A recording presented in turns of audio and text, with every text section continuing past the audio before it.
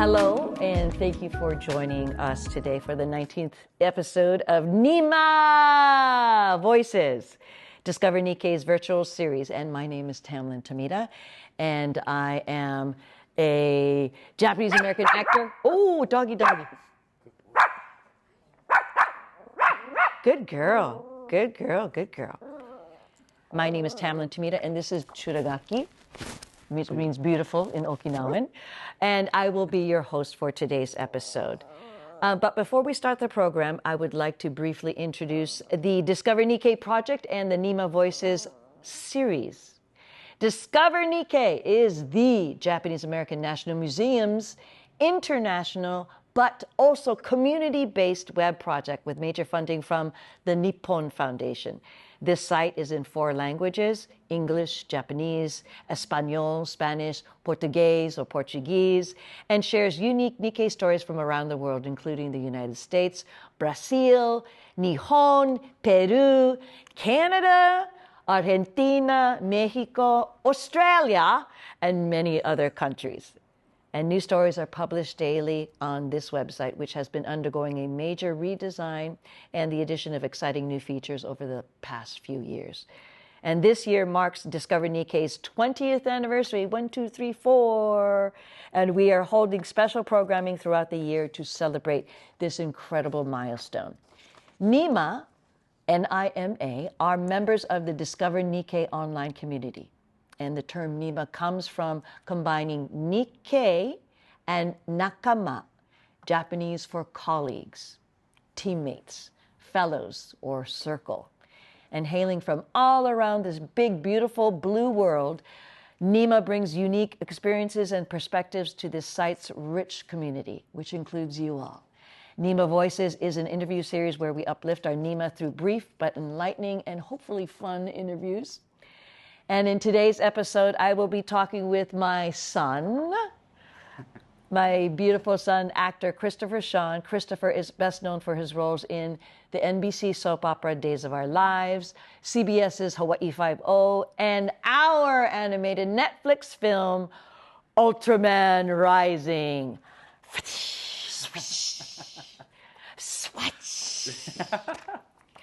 Christopher was interviewed for Discover Nikkei earlier this year and shared a lot about his journey as a multi-ethnic American actor, including the struggles and the triumphs that he has had to overcome and celebrate involving his identity.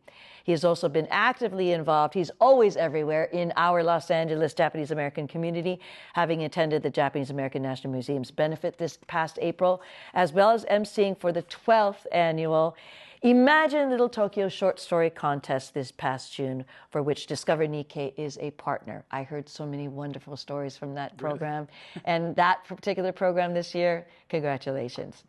And I have also emceed, because I've also emceed that event in previous years, and I'm just so glad to be able to pass this legacy project on behalf of Discover Nikkei and the Japanese American National Museum with, folks, good-hearted people like you. So thank you. Christopher. All right, here we go. Can you tell us all a little bit about your family background and what were you like as a wee little lad?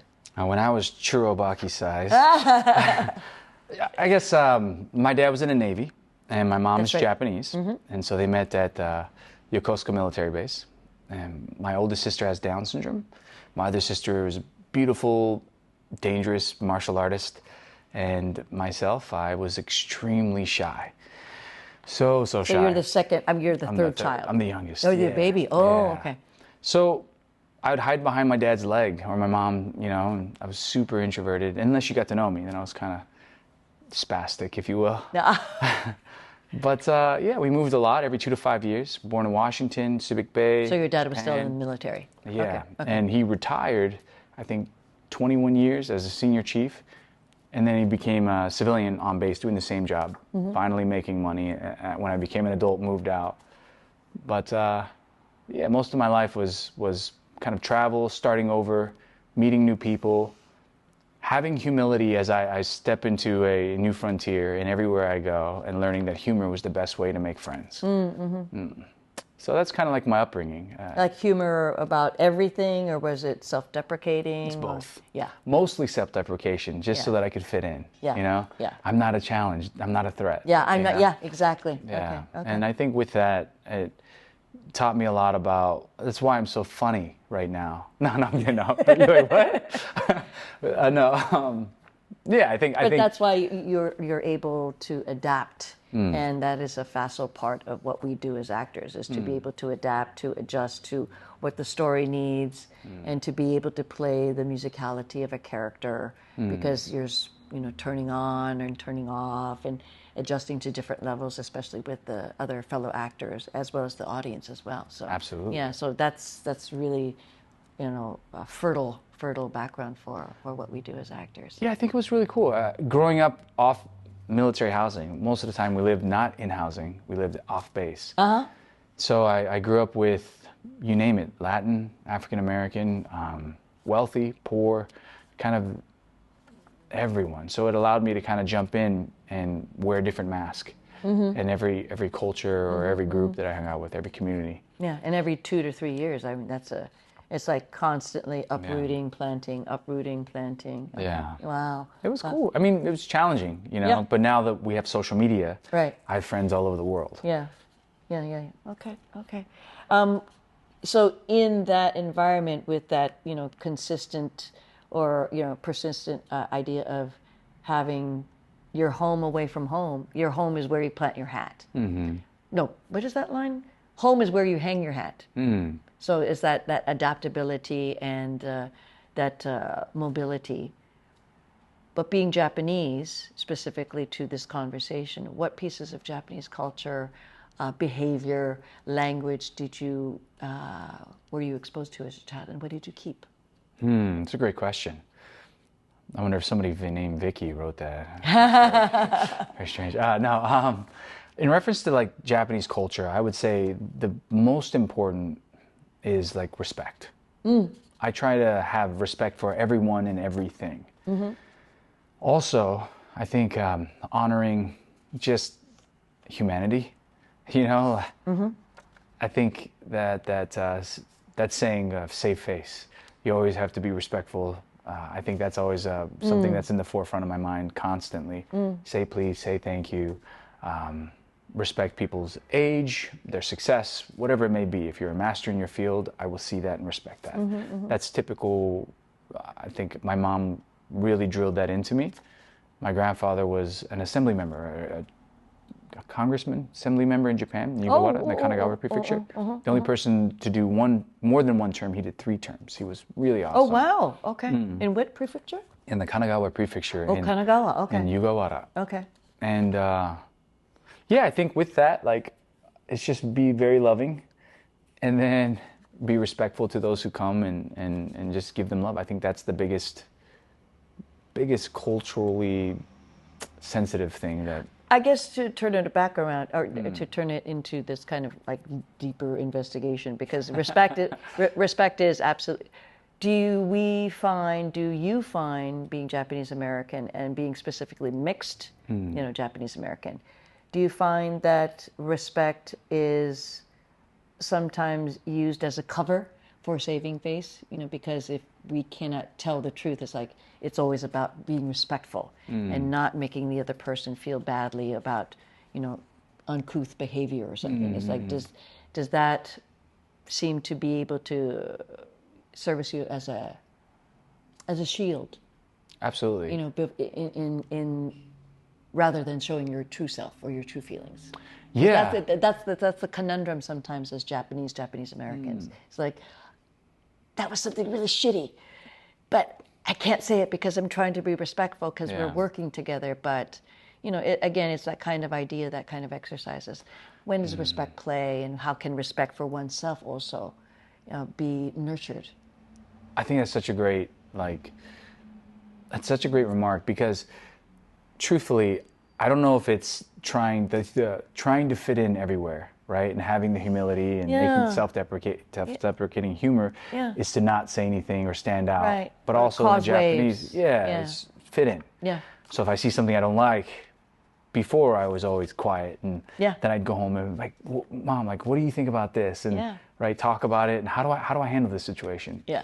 I'm still that way as an adult. Yeah. with my Because lady. you want everybody, and I think that is the community-minded spirit of what it means to be Japanese Americans, is you don't want to create waves. You just want to be still and placid and create that sense of harmony between not only yourself, but the people around you.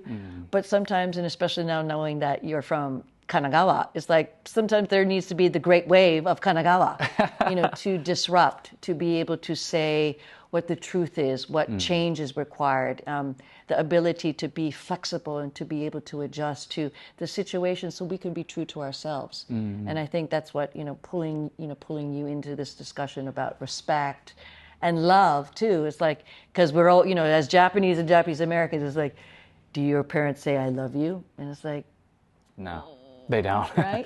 No. But we know. My mom does. Yeah. My dad doesn't. See, that's so interesting. And your father is the non-Japanese, right? So it's like, it's not just Japanese or Japanese Americans. It's a cultural thing. It's a generational thing. But if we as kids know the value of saying, I love you, that's something that might be upon us to teach our parents. Yeah. The value of saying, I love you. I actually had a conversation with my dad. Yeah. Throwing the big wave out there. Yeah. Dude, it's a psychological issue that I've dealt with my whole life. Yeah. You have to tell someone, well, you know that already, right? Yeah, I know that. Yeah, but you need to hear it. Yeah. I need the validation. Yeah. Right? So I need to hear it. We have ears for a reason, because it goes straight directly into your brain and to your heart. But words are so powerful, just themselves, right? Yeah. And the meaning to know that because their parents are constantly saying, you can do better. Yeah. You can do better. Yeah. I know you can. Yeah, right? yeah. And then to think that, well, what I've accomplished, isn't that good enough? Yeah. And it's good to know that what I've accomplished, I can do better. Yeah. But what about what I've done? Yeah, what I've done. It's like, So- can you give me a little, Yeah. we have pets that say, good girl, good Yeah. boy, good boy. And that means a whole lot too. So not just only relegating it to the stereotype of Japanese Americans, Asian Americans not being able to say, I love you. It is something that is present in all cultures, but specifically in this discussion, I'm just so proud that you were able to, have that discussion with your non-Japanese father, Well, it was and your necessary. mom being the Japanese one who has always consistently said, "I love you." She's great. But she was always great growing up with that, because I have a sister with Down syndrome. Yeah, So she's working really hard, constantly making sure she's okay. So I was kind of left alone on my little island, right? Yeah. And I always wanted to hang out with someone. yeah, But I do things to be noticed. Yeah. The affirmations, right? Yeah. What'd you think about that? I got straight A's. So what'd you think about? yeah. Because whatever I could that be is the seen. cry. That is the cry. Yeah. That's the need. It's that to be able to give it back too. Because it's like I know I need it. I know I want it. So to give it also is something that we can always practice. Yeah. So but thank you. I learned a lot with that, though. Growing up, I learned through hard work, acts of service or gifts. If I did things, people would notice me, Yeah. good or bad. Yeah, good or bad. Yeah. Good or bad. So I'm going to do this awkward transition because it's about giving and taking, and it's about the art of loving, but it's about the art of martial arts that we're going to segue to, because it's about energy. It's about the chi, or the ki, in Japanese, in Nihongo, ne? It is about receiving and giving it back. So what is your background in martial arts with this segue about love for that art, love for the empty hand, that's, well, so what is that, what does that mean to you about love for yourself and love for martial arts? Martial arts teaches discipline. Number one, you learn that you're not a weapon. You are a weapon, and your job is to not use that weapon. Interesting conundrum, right? Yeah, you learn to protect yourself. Yeah. And to defend what you love. That's it. If you have to fight, it's the last case scenario, and incapacitate the person as quickly as possible and escape. The last thing you want to do is get hurt, because no one wins in a fight. Yeah. So I grew up doing taekwondo with my sister, and then went into boxing with Jeremy Jackson, was her boyfriend at the time. So he moved in with us, and I trained boxing, jiu-jitsu, just MMA training, basically, with him. He was an Ultimate Fighter season fighting? 42, basically. Oh, yeah. wow. So I trained that and learned basic jiu-jitsu, basic boxing, and then he moved out. And so then I started training a little bit with a couple people, kind of at home, 70% sparring. Got my butt kicked a lot. I was like, am I going to pursue acting or am I going to pursue fighting? Because I got my eye busted wide open. Oh, wow. And I was like, man, what am I doing? You know? But throughout the time, recreationally, I train. Right now I'm training with swords, whether with Jake Long, a buddy of mine, and Anthony DeLongis, who's a Hall of Fame martial artist. Oh, wow. He's teaching me whip work and knife throwing, and I'm training Wakasashi blade, the Japanese style. Wow, so you're katana. becoming really super well-rounded then. I'm really enjoying it. I think I've done sports my whole life, whether it's, again, recreational or professional. No, I played like a adult flag football league, right? It's in your toolkit. It's in your toolkit. So I enjoy activity. Yeah. So basketball, football, wrestling, you name it, I've done a lot. As an Asian American, do you feel that sometimes, stereotype of doing martial arts is laid upon you or is expected of you, and also being adept at, baseball, basketball, football? It's like, are people surprised by that? It's like, wow. What's funny is I grew up doing it because I love Bruce Lee. Yeah. Right? I was like, oh, I got to do the martial arts, right? Yeah. But then, I think as I get older, I was like, well, I don't want to perpetuate stereotypes. I'm going to stay away from that, actually. Because I don't want to be the tech guy. I don't want to be any stereotype, the nerd, the martial artist. I didn't want to be that. I wanted to just be a layered actor who's respected for the craft, and I can do anything. So I stepped away from martial arts for a while, actually. Oh, you did? Okay. Yeah, Okay. and I just focused entirely only on acting. Okay. But yeah, and now it's like I miss it, and that's why I'm going back. I'm training Kali, again, Filipino-style martial arts, Eskrima. I'm training foil, saber, European-style swords. Okay. Mostly swords at the moment. I really enjoy swords. Yeah.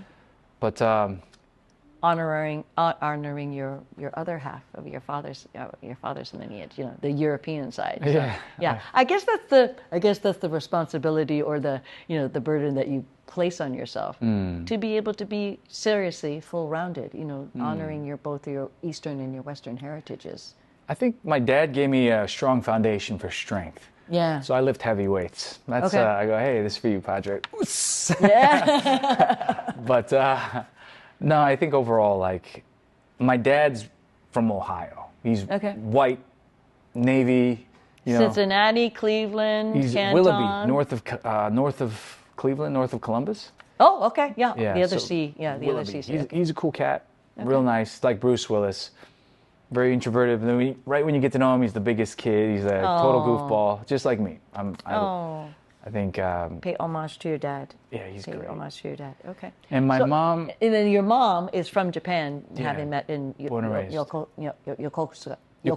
Yeah. Okay. Yeah. So I guess in reference to respecting my father, it's the military aspect. I try and serve veterans. I try and help with veterans. Yes, I think that's pretty much ingrained in you. So being half Caucasian, do you know the specificity of your father's lineage? Irish. Irish. Yeah. Oh, wow. So he's we both were drinkers. So island cultures, Ireland and Nihon, right? Yeah. Okay. Ireland, yeah. Ireland. So in terms of your upbringing and who you are now, how do you identify culturally then? It's a great question. Growing up, I was always, I'm half. And now I just... Interesting, I want to teach you too. Or not teach you, but when I was, because I'm mixed as well, so I saw a little girl, 8 years old, she goes, you're half this and half that. And she goes, no, I'm not. I'm both. Exactly. And I love that. So I'm sorry. Now I say I'm double. Yeah. Basically. Double trouble. I'm Japanese. I'm Japanese American. Yeah. Because I'm not Japanese, from your mom's upbringing. Yeah. Yeah, there's the Japanese, the selfless, sacrificial, they support the entire community. And I think I recently learned that because they have every natural disaster in Japan, if you are the nail that sticks out, you're the one person that when the community needs each other, you're the person who's not supporting that. Yeah. So you're pushed out. Right. Because everyone needs to work together to fix the calamity that's happening around them. Right. Well, I'm not that per se. I can be community oriented. It's very important for me community is extremely important to me. I know it is too. Yeah. But I'm not to that extent where I'm willing to give when I need something to give. And one of my sayings in life is you have to be selfish to be selfless, because how do I pour from an empty cup? Correct. Yeah. So I always work towards bettering myself, and then I can give back. Anyway, going back to it, yeah, I think being mixed has always been challenging, but I'm American. Yeah. With Japanese culture. That's right. And that's the way I see it. Yeah. So I love that I'm Japanese, and I love the culture that I grew up with.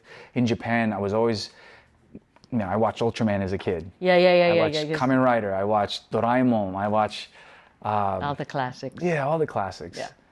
And now I'm watching Gaki no Tsukai, like so many silly shows. Oh, it's not you silly. Can't laugh, It's not silly. It's not silly. I love Japan. I love so much about Japanese culture. But again, I'm Japanese American. Yeah. Comes through a certain filter. Exactly. So there's I'm refined as an American, but and I still have a lot of the characteristics that are Japanese.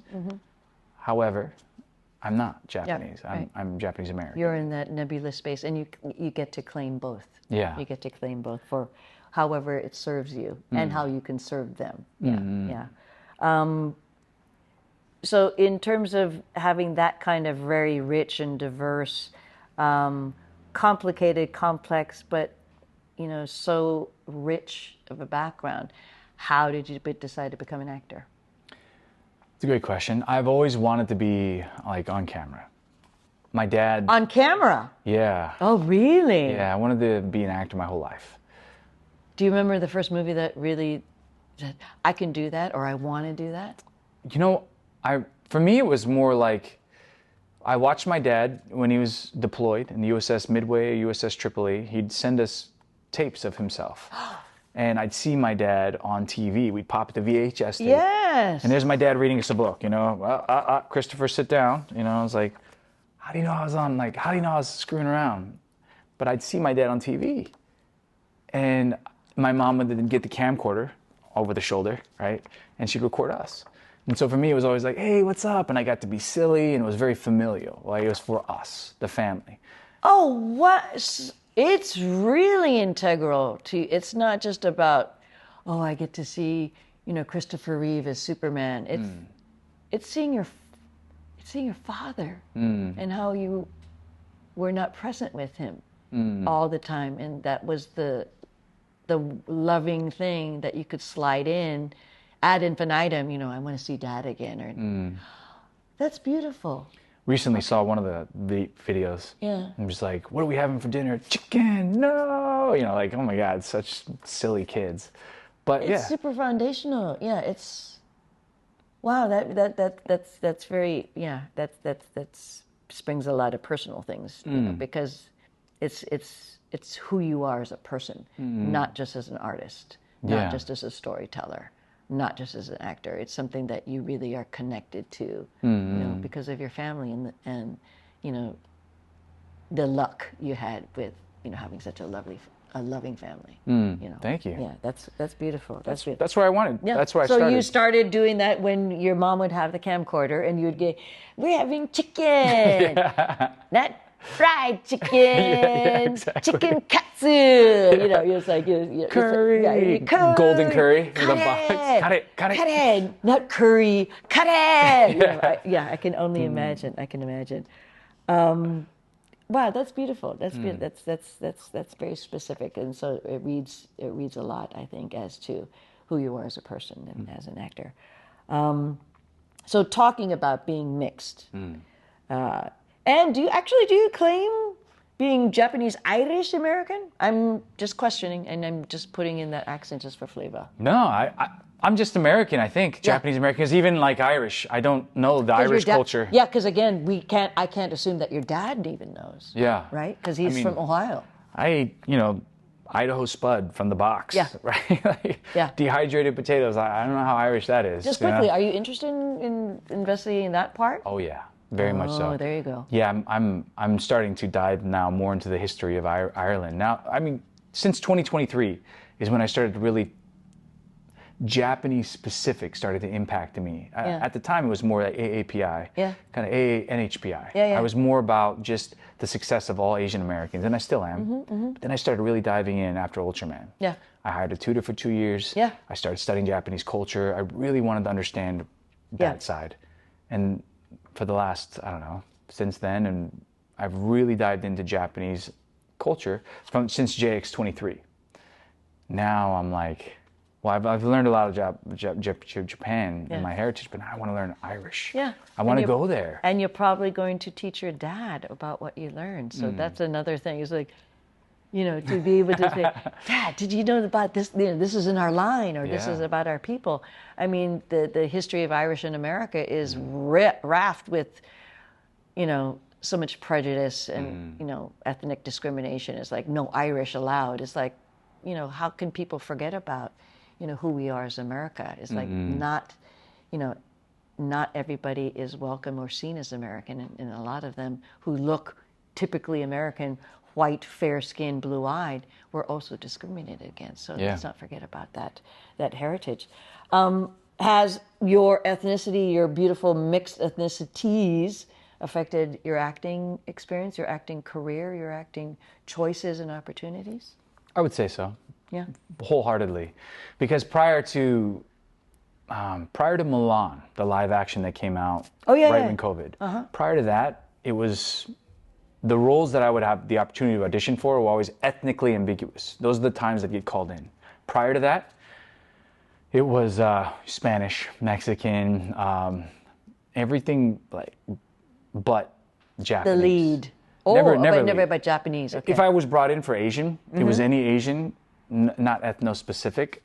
And then I'd never book it because I was never Asian enough to play Asian. I was never white enough to play white, right? So, excuse me, I'd always get the co-star or something smaller. Right. Truthfully, it was a co-star, I worked, they liked me, they brought me back. It was a guest star, I worked, they liked me, they brought me back. That's literally how my career, if I've ever got in the door, I was lucky enough to charm their pants off and to show that I worked harder than everyone, and so they bring me back. Quite literally, every role was that way. Even to this day, everything I book, people will bring me back. Because it was proven to them that you know, Christopher Sean is really great. Let's bring him back. Nice guy. Hard worker. Good guy. Talented. Super charming. You know, we like this guy. We'll bring him back.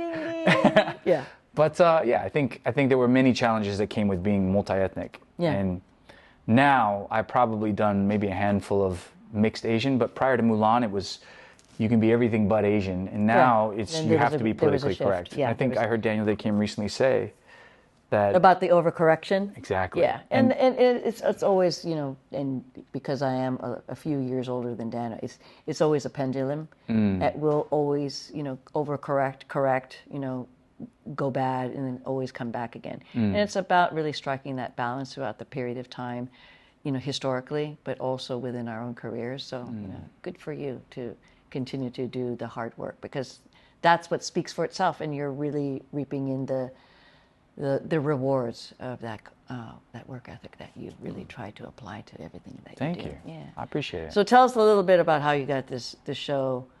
What is it called? Ultraman Rising. That's funny. I just remember auditioning for it and thinking, it's a voiceover. Like, Didn't you really want it though? At the time, I didn't know. It was called Gamma Man Made in Japan. That's right, I had a cover. So I didn't know what it was. I remember reading it thinking, this is extremely similar. I think they're kind of stealing ideas from Ultraman. So did you feel like... I was a little upset. Yeah, me too. I was like, man, this dude Shannon Tyndall, this amazing director. But you know, what's he doing? Yeah. And I remember thinking, I auditioned for it. I was also auditioning for a live action series regular. And I was like, man, I really want that on camera. I'll do the voiceover though. And for the most part, most of the voiceovers I've done have been very low pay.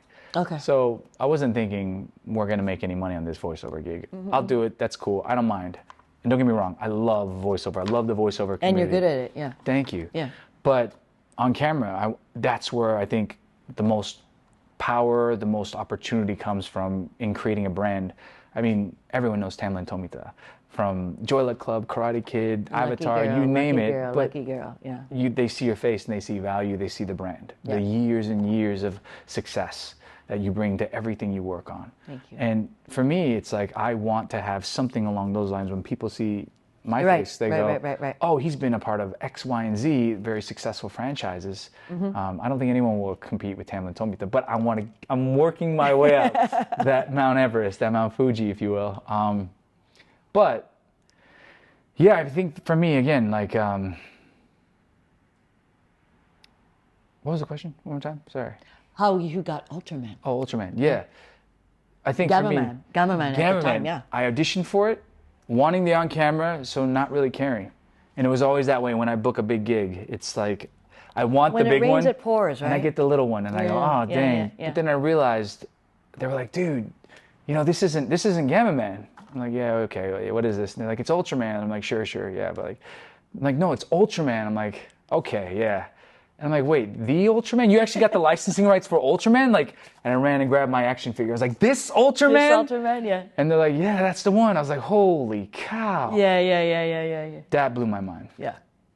But I didn't understand like the reach that it was going to have. I mean, we hit #2 in the world with little to no marketing from Netflix, right? Yeah. I mean, that's the Netflix model. If it's going to be successful, it's going to be successful on its own.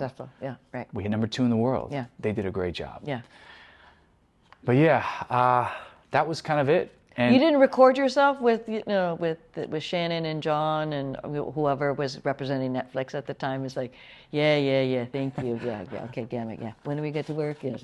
Yeah. What's funny is they recorded me, and they did, and they posted it. But the thing was, I mean, again, that's what I remember. Saving face. Yeah. I was like, this is great, but inside I was thinking, it's just a voiceover, you know. It's And then they were like, no, this is Ultraman. And I was like, holy So cow. do they catch you showing the figures? Like, you mean this Ultraman? Yeah, oh yeah. God. So we got that. I'm like, dude. Yay. And then they were like, this is what you're getting paid. And I was like, you can make that kind of money in voiceover? What? Yeah. Pretty cool. Yeah. Very, very awesome. Very, very cool. And it feels like, you know, being the lead of Star Wars franchise, being the lead of a DC franchise, being the lead of all these franchises. Then to see that kind of money, you're like, that's cool. Yeah. I didn't know. It can be, it can pay the rent. Yeah. For lack of a better term. Yeah. So knowing that at this point in time, there is no Ultraman Rising sequel, but, you know, stranger things can happen. What goals do you have today in 2025 for your career at this moment? I mean, because I know you have a lot of fingers and a lot of pies as to not only for your own specific career, but building ecosystems. It's a great question. Always great questions. I'm doing a lot. Nonprofit work, business, professional life, and then personal life. I'm trying to always balance the three. So as well as your love life and your family life. Yeah, I think that falls in the personal, like trying to be a good stepfather, trying to be a good partner, just working on myself at the gym, finding my meditation when I'm working out. Yeah. Outside of that, nonprofit, I'm traveling the world building ecosystems with different governments. We fly in with Hollywood leaders. We teach them to develop and succeed in creating their own original IP, as well as finding their authentic voices with global tech waves. And I just joined the Japanese American Next Generation Leadership Initiative, where we're working with the Council General of Japan. We're helping Los Angeles, yes. And we support Japanese companies coming to America, marketing and helping them find a nice landing ground for their success here in America. Outside of that, we just raised $100,000 or $150,000 for cancer research with Getty Watanabe. Oh wow! Congratulations. Thank you. And where was I? Rappelling out of the Andes Hotel. Wait! What is this? What is this that you were working with? 2 weeks ago? 2 weeks ago? Oh, shoot, 3 weeks I was ago? gone. Okay. Yeah, you were in. I was in Vancouver. Yes. Okay. But so we did that, and that was a lot of fun. It was Yay. just rappelling out the Andes Father Hotel. Father and son. Yeah. And you know, I just constantly, doing nonprofit fun stuff, and then business-wise, I'm working on a lot of voiceover gigs. Yeah. Waiting to get back on camera. Yeah. I'm very excited about that. What is your dream role? So I was named after Christopher Reeves, Superman, and I was named after Sean Connery, 007. So my dream role would be something along the lines of, Jason Bourne. Oh yeah. Because I'm very physical. I do lots of martial arts. I shoot with the DEA. My buddy, he runs the DEA training facilities, so we go to location at their facility and we shoot assault rifles, Glocks, you name it. I'm very versatile.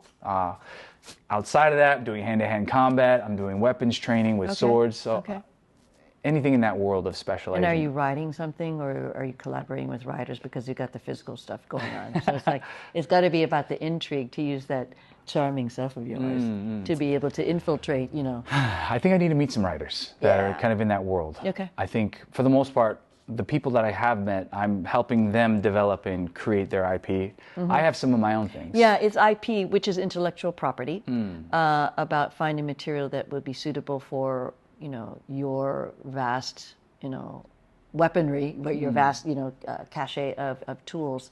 And it's about, you know, reading stories and finding books and stuff and adjusting it. And, you know, again, I'm just trying to help you, my son. As to, you know, it's about finding material. And again, comic books, don't ever forget comic books too, you know. Yeah, I mean, I'm meeting with a lot of people and constantly filtering. Who do you know? How can I help you? Yeah. Okay, cool. Like, can we work together? Yeah. Yes or no, you know, and it's just that constant process. Right. So I refine. Do you read Japanese yet? Do you read Japanese yet? You know, not yet. I know that's a long, you know, that's the lifelong kind of thing to be able to, you know. But again, there's so much material coming out of Japan too, and you know, the constant evolution of what it means to be Japanese in Japan also means that it's not homogenous anymore. It is about mixed race people. That's great. Like you. So I think that I'm working towards that though. I want to get in more Japanese products. I want to work more with Japan. Yeah. Very much so. And I want to work with more localized countries as well. Yeah. After getting back from Kazakhstan and Sacrabella, I realized there's a lot of opportunity outside of America. Right. But again, through and through, I'm an American. Yeah. Right? Yeah. And everybody wants to come to America to be able to plant roots here in terms of business as well, because it is, you know, the greatest country in the world, and to be able to put forth American products with, you know, that kind of connection to those countries that you're working with. I mean, it just creates a much, it strengthens the global network. Yeah. Yeah. Yeah. But in terms of that multi-ethnic kind of representation, you know, not only here in the States, but throughout all the countries, you were mentioning Uruguay, Kazakhstan, Azerbaijan. Tunisia, yeah, it was the North African country. Being a multi-ethnic person yourself, does representation mean that much more to you because it's more personal? You know, when you're going to these countries and you're seeing the mix of people or the specificity and the homogeneity of those people, how does that reflect? How does that resonate in you, being a person who's American, but then made up of so many other, you know, flavors and seasonings, going to a country or countries with so many flavors and seasonings? How does that, you know, ring inside you and treat you as an artist? My whole life, I've always wanted to fit in. Yeah. An outsider looking in. So when I see community, I go, I want to be a part of it. Yeah. I think that's why you're really so involved in our community and Japanese American community here in LA, no? I think also it is just that I want everyone to just love. And I think it goes beyond just community. It goes to humanity, really. Yeah, like I'm kind of like, I don't care who you are. I want to get to know you. I want to be your friend. I want to make you laugh. And I want to leave you with a positive note that motivates you or inspire you to be better. Yeah. And take whatever we talk about and apply it to my life as well. That's my goal. So beyond community, it's just humanity. And I think that stems from, again, moving constantly and just being isolated. It's a pattern in your life. It's like to be able, you're so good at it. Oh, thank you. You're so good at moving from place to place. You know, I've seen you at different functions and events and galas about how facile you are, how very comfortable you are about moving from this group of people to this circle of people to this block of people, and just to be able to float and make everybody feel welcome and comfortable. So I think that's a testament to, you know, your upbringing, the very specific, you know, circumstances, but you've managed to really squeeze out the benefits and the joy from it all. Yeah. Yeah, I think it's my calling. I think, again, the more that people give me the opportunity from the acting credits, they see the value in my resume. Yeah. And they bring me in. Yeah. And then once they get to know me, they go, okay, you're a cool cat. Right. Like, we could work with you. So I'm going to go back to, you know, you're wanting to be a combination of Christopher Reeves and Sean Connery. That's kind of a lone figure, though. Yeah. So it's contradictory to your upbringing and to your desire to serve, to connect, to encircle, to envelop. I think it falls in the same area, though. It's in reference to Superman saves humanity. He protects them, and he still feels alone. Right. Right? So there is always that feeling of outsider looking in. Yeah. Again, with community. The name of this theater, Outside In. Yes. Yes, exactly. Yeah, shout out Outside In. Tamlyn Tomita, come on out here, guys, Highland Park. But truthfully, it's always been that way. My whole life, I've always wanted to be accepted. Yeah. But then when I'm accepted, I don't want to be tied down. Yeah. So I'm like, thank you, moving on. And even though you're desirous of, you know, being seen or being accepted, you still feel alone because there is that, it's that, you know, that beautiful contradiction, you know, to be able to be so adept at saying, hey, how you doing? Yeah, you want to hang out? You know, I'm Christopher Sean. It's like, da, da, da. And also feeling it's like, yeah, you know, I'm a lone person in this world, but it's also beautiful because it's poignant. It's like, yeah, we are. I mean, isn't that the, you know, true dichotomy of who we are as human beings? It's like, we are alone. We are, you know, what is that, John Lennon? I'm a walrus. You know, I am alone, but Cuckoo-ca-choo. Cuckoo-ca-choo. Yeah, yeah. No, but it's about the beauty about always wanting that connectivity and working toward, because it's not taken for granted. I don't think you take it for granted. So I don't. And I think the biggest thing is a stone soup. Yeah. What do I add to this to create value? What can I add? Yeah. And I think that's the best thing is I'm a connector. I can go into a room, I can connect everyone. You do, yeah. And once everyone's happy and laughing, I go, okay. And I can Irish goodbye. And I see everyone happy. What's an Irish goodbye? It's leave without saying goodbye. It's to sneak away without saying, you don't have to say goodbye. Do you do that? I'll say goodbye. You do that. I'll say goodbye to... You're true to your other half of your heritage. Oh my God, I just learned that. I work on... Here's what I do. I make sure everyone's happy. And you do if make it's seamless, I'm gone.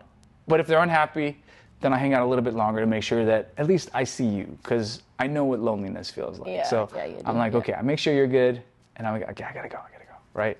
But I'll say goodbye to the people that are important. Illuminating. Oh, Irish goodbye. Okay. Yeah.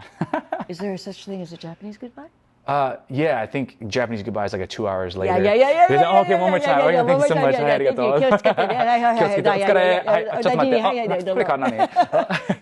Yeah. Oh wow, that's so funny. That's so hilarious. Oh my God, that's okay. Well, thank you for eliminating.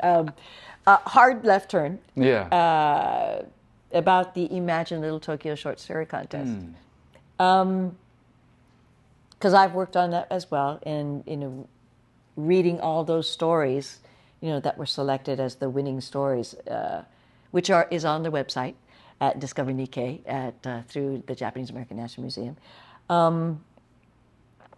These stories can be read on Discover Nikkei, but how did you get involved with it, and what touched you about those short stories? Because they come from all kinds of people. They don't come from professional writers. They don't come from, writers who write for a screen or the stage or anything like that. They come from community, about people who want to reflect what it means to be from specifically Little Tokyo, downtown LA. How did you become involved, and what did you draw from that? What did you take away? Because everybody can be involved in something in a story. I think basically for me, it was they reached out and they said Tamlyn did it, and I was like, I'm in. I'm doing it. No, they reached out to me. They asked me if I wanted to participate. Yeah. I said absolutely. Anything for Little Tokyo, anything for the Japanese American community. Do you write stories? I do. Yeah. You should submit them. Well, I published my kids' book, a pseudonym. Yeah. You published a kids' book? Yeah. So I self-published on KDP. What's KDP? It's called Kindle Direct Publishing. Okay. So it's on Amazon. We hit #1 new release, and it's under Christopher Sean? Under Christopher Sean and my buddy Luke Duo. Okay. And basically, it's called Axel the Draxolotl. It's a dragon axolotl mix. Axolotl, yeah. And it's about being the new kid. Okay. And also not fitting in.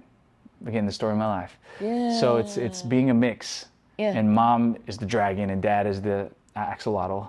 And they say, look, just be yourself. And it's, what is it to be yourself? Yeah. How do you fit in when that guy's strong and that guy's fast? And, how do you fit in that? Right. And you do what your heart tells you. So you actually can't enter the Discover Nikkei Imagine Little Tokyo short story con because you're published. Oh. And you're #1. Twice published now. We hit #1 too on our comic book. I wrote a comic with DC. Okay. And I got the right for Nightwing. Okay. Which was... Well, so short stories, and specifically to Little Tokyo, is really close to you. So yeah. I'm so proud that you were able to do it. It was cool. It was a lot of fun. Would you read them? Would you read them as well? Yeah, I would read them. Okay. If I because had judging is access. kind of heavy, or emceeing is kind of heavy too. But I think you have a lot of fun with. I had fun, and the people were great. Yeah. And everyone made me feel like I did a great job, and I was like, dude, You really, I'm just do. part of the team. Like, You do. I'm sorry, excuse me. Okay, get that out. All right, because here come the rapid fire questions. Bada bing. Bada bing, bada bing, bada bing. Okie dokie. All right. Oh, there's only 3? Okay, so in every episode of Nima Voices, we ask our guest the same set of rapid fire questions. I got to ground myself like you do when you're on set. Tamlyn would take her shoes off and ground herself, find herself, and she's there. And it's like, that's a pro.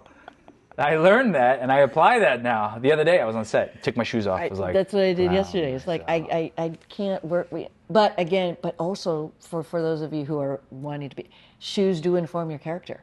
Yes. Yeah, but if you don't have to work with your shoes, and you just want to, concentrate on what you've worked on, internally, yeah, I always take my shoes off. It feels better. It literally feels more grounded. I saw a thing about Robert De Niro and Quentin Tarantino.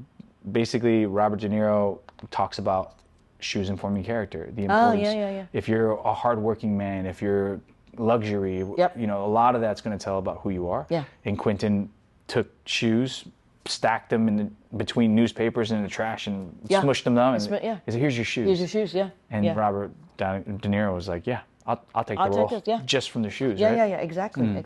And for women, because we have the heel height, the carriage in our body and, how we contort it to be able to balance ourselves. And and I always encourage males to try on female shoes just to get some kind of understanding as to the tilt of your hips, the tilt of your shoulders and your head, because it's a different experience and how you relate to somebody and how other people relate to you. Interesting. It's really, and you can go to Goodwill and buy yourself a size 12 pair of women's shoes.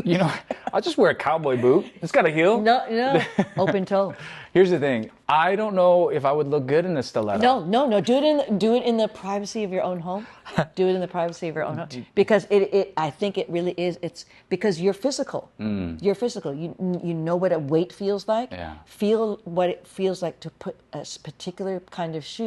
Yes, it's the other gender, but just to examine what it means to wear another set of shoes, because historically men wear heels as well, cowboy boots.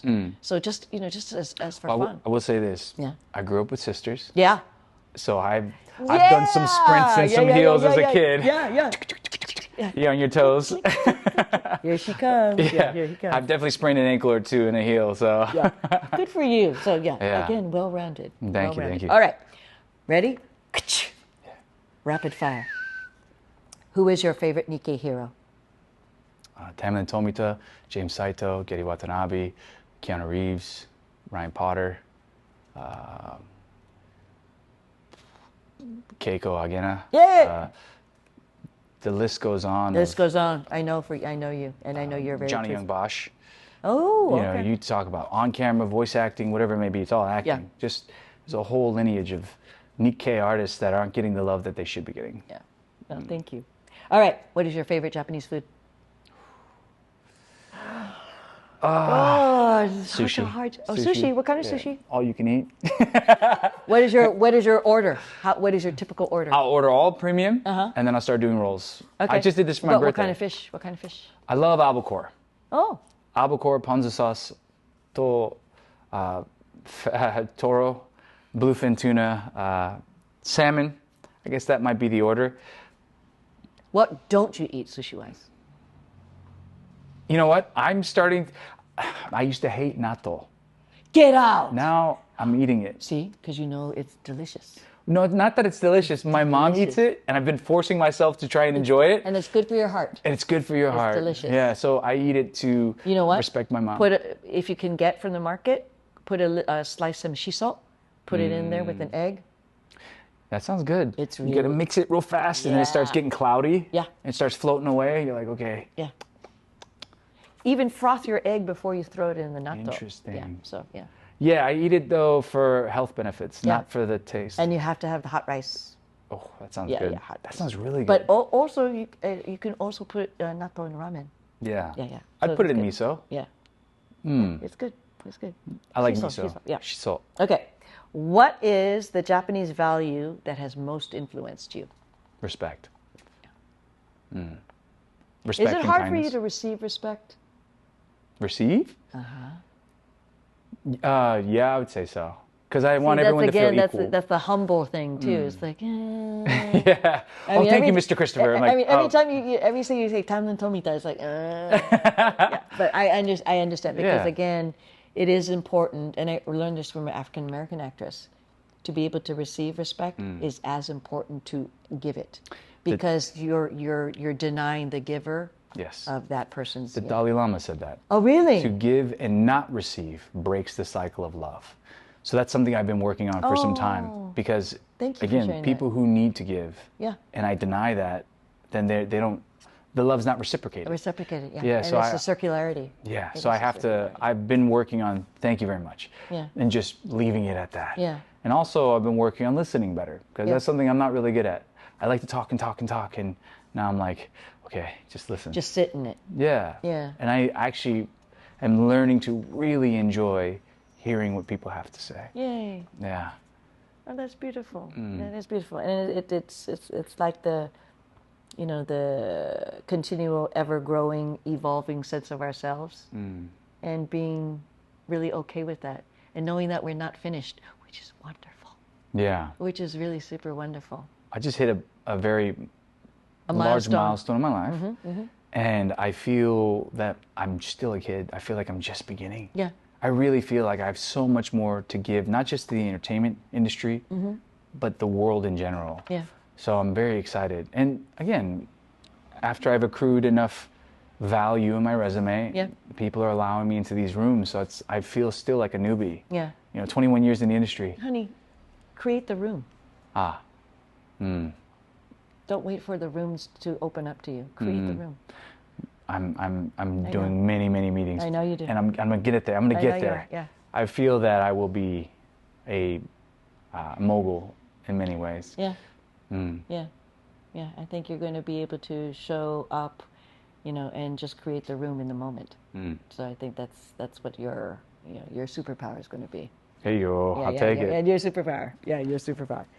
Are we going to be asking any questions, or actually, I think Can I ask you a question?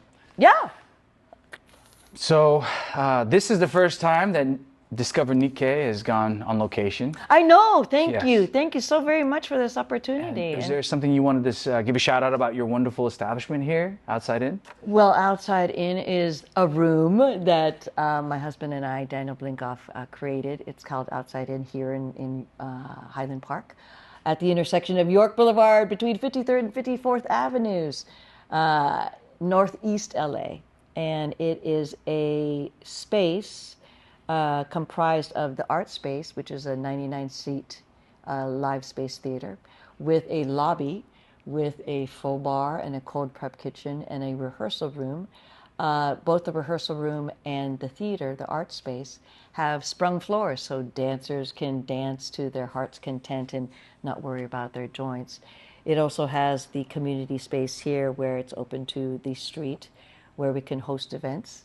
But also we have the Art Box next door, which is a 45 to 50 seat black box theater with boards and lights and sound capability. And we're really interested in focusing on LA stories, from LA writers and LA storytellers, but also with people who want to develop as artists, who don't always get a chance or an opportunity because we're in LA, the industry town. It's like, what do you got? What do you got to me to sell? What can I do for you? How can we make money from this?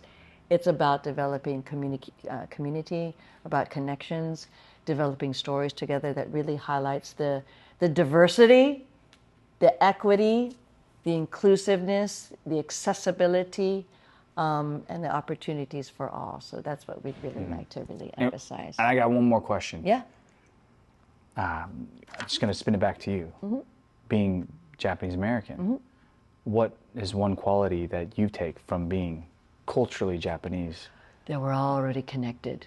We just got to have the patience and the time, the curiosity to discover how we're all connected. You know, it's with every living being, human, you know, the air, the water, you know, our trees outside, the food that we plant, the food that we pick, you know, the people who pick them, plant them, and sell them.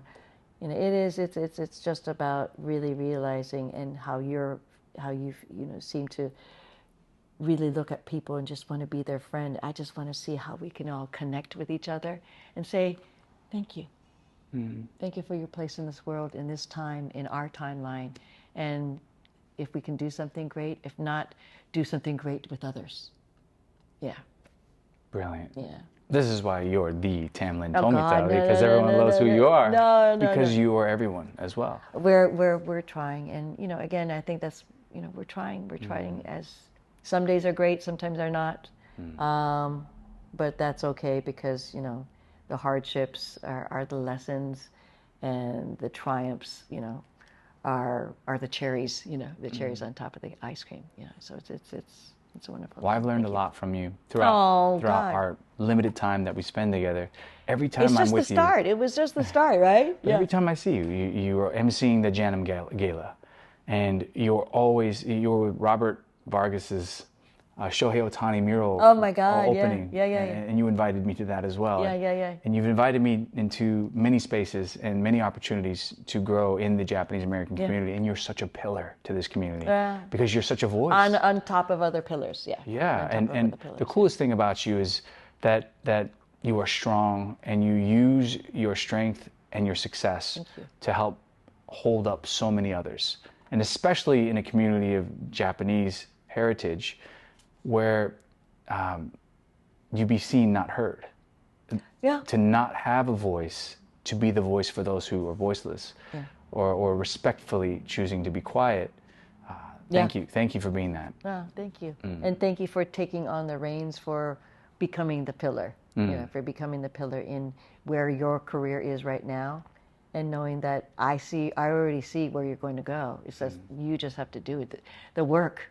And you are doing the work. You're buzzing about and really making those, you know, sincere connections with people and trying to strengthen them at the same time. And it's wonderful. And I'm very, very proud as your mom to witness you doing that and to really garner the support for you. It's really something that I'm very proud to do. Thank you very much. So thank you.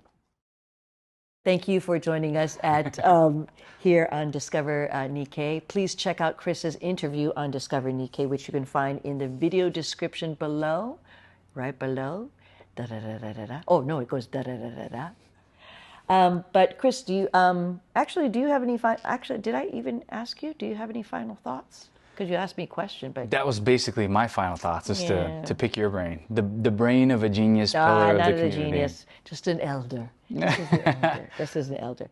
So this concludes this episode of Nima Voices, and do not worry because Discover Nikkei has more virtual programming available and planned for the future, including Nikkei Uncovered V. A virtual poetry reading coming up here on December 9th, hosted by the wonderful, the fabulous, the incredible Tracy Kato Kiriyama, author of Navigating Without Instruments with poets Aaron Keisedo Kimura, Eriko Isomura, and Sid Wesley. So please, please, please check out Discover Nikkei websites regularly and sign up for their email list. Follow them on the socials to find out about their upcoming programs and so much more. If you enjoyed this program, please consider, this is a hard ask, please consider making a donation, a monetary donation, so we can continue. We, you, Chris, myself, all the folks here in this room, including you watching this, so we can continue to support Discover Nikkei's 20 for 20 campaign. All their access to all their content and their virtual programs is free, but we simply could not do it without the funds, without the monies, without your consideration, without your heart, and without your generosity to support this wonderful program at Discover Nikkei. As I said at the beginning, this campaign celebrates 20 years of Discover Nikkei, this first 20 years. They're not even full-fledged adult yet. Wait till they're 21, then they're going to go out with a bang.